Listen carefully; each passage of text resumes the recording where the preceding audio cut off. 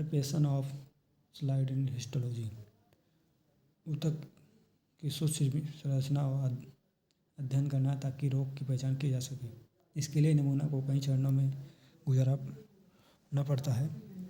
जैसे फिक्स करना है, ग्रोसिंग करना है, प्रोसिंग करना है, बेंडिंग करना है, सेक्शन कटिंग करना है, स्टैंड करना है, माउंटिंग करना है, रिपोर्टिंग करना है।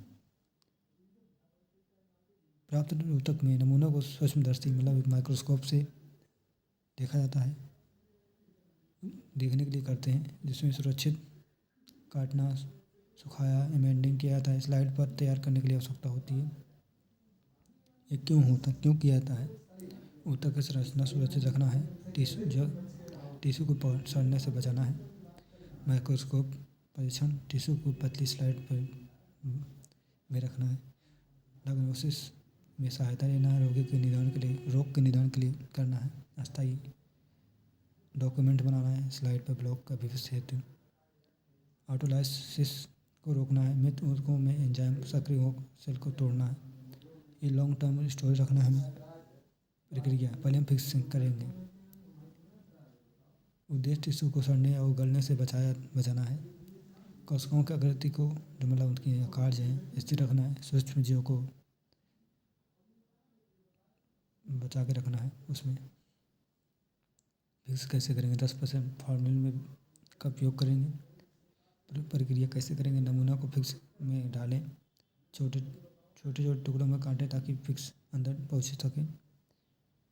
फिक्स का नियम: नमूने का आकार बहुत बड़ा नहीं होना चाहिए, 5 mm तक का होना चाहिए। फिक्सिंग की मात्रा नमूना से लगभग 20 गुना होना चाहिए। समय कम से कम 6 से 24 घंटे तक फिक्स होना चाहिए। टिश्यू के लिए हिलाए बिना पूरी तरह फिक्स में डालें। कुछ अन्य फिक्सेशन है जो यहाँ लिखे हैं, हमारे लिए अल्कोहल ही ठीक है। हम ग्रोसिंग करेंगे।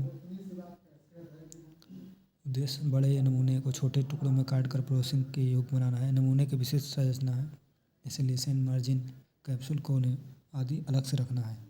इसमें नहीं लिखा पर मैं बता रहा हूँ। उपकरण स्केपल से ये सारे कटिंग बोर्ड, स्केल आदि मतलब वहाँ पे होना ही चाहिए। इसका प्रोसेस स्पेसिमेन को ऑब्जर्व करें, उसके आकार, रंग, बनावट नोट करें।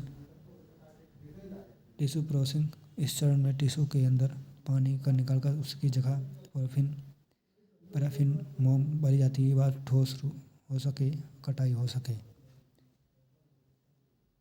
इसका चरण में डिहाइड्रेशन, जो पानी है उसे निकालना है, इसका एल्कोहल का भी यूज करते हैं। क्लीनिंग के लिए हम जालिन का यूज करेंगे एल्कोहल घटाने के लिए। वैक्स की मोम भरना है जो पैराफिन होता है। इमेंडिंग का उपयोग है टिश्यू को पैराफिन में ठोस रूप में जमाना है ताकि सेक्शन कटिंग हो सके। इसका उपयोग मोल्टेन पैराफिन में टिश्यू में रखें, टिश्यू को एक सही दिशा में रखना है। ब्लॉक मोल्ड में डालकर ठंडा करें, लेबल लगाकर पैराफिन ब्लॉक में तोड़ना है, ब्लॉक पहचान देना है।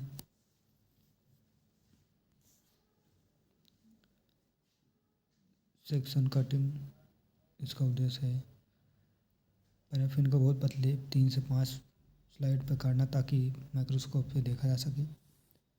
इसका रोटरी माइक्रोटोम का यूज करते हैं।